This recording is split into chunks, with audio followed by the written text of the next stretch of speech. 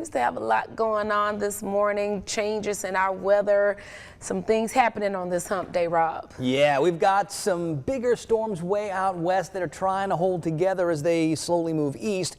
We've got some tornado watches for areas south towards the Apalachicola River and up into parts of far western, southwestern Georgia. Now, I do expect that these watches could get extended a little bit more east. There's been a big history of some dangerous thunderstorms, and I see several warnings out there to the west for some strong wind gusts and some of the frequent lightning. So I wouldn't be surprised at all if these watches do get extended more east a little bit later on this morning. Not much in our area on the radar. I see a couple of sprinkles over towards Marianna on I-10. There's a lot more up north and west of Dothan, Alabama, and that's where some of that bigger lightning and some of those heavier downpours are.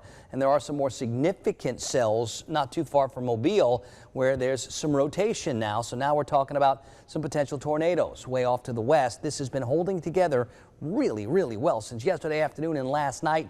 And usually when that happens, they continue to hold together as they march east. So we'll have our eyes peeled throughout the morning. I think our window to see the showers and storms for most of us, it's probably after 10 o'clock this morning.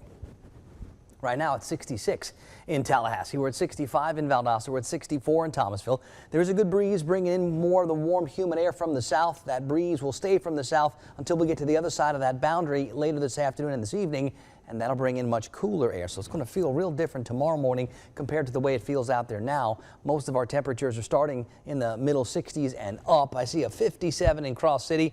I see a 71 in Dothan, Alabama. But we're talking a lot of numbers between like 63 and 68 for most of us.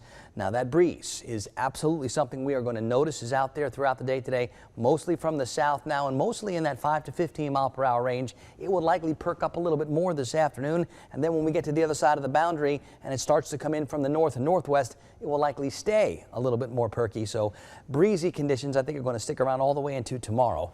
That's several warning boxes off to our west, none in our area. However, it's getting closer and closer. And over the next couple of hours, we'll watch and see if anything else gets extended our way.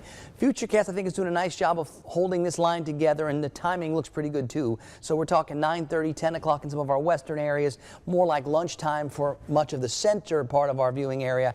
And then the more east you go, it might take until after 1, 2 o'clock. With a little bit of luck, we're all done by 4, 5, 6 p.m. And hopefully that means for the commute home, no issues with just some wet road surfaces.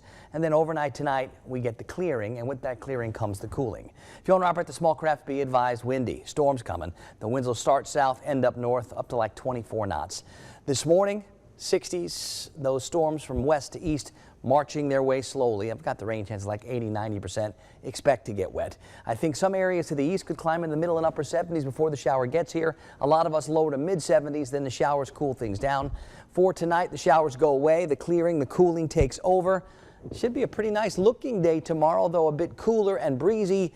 Waking up tomorrow morning with low 40s instead of mid 60s. That's a big shock to the system, so be ready for that tomorrow. I think we've got some pretty nice weather heading on into the weekend.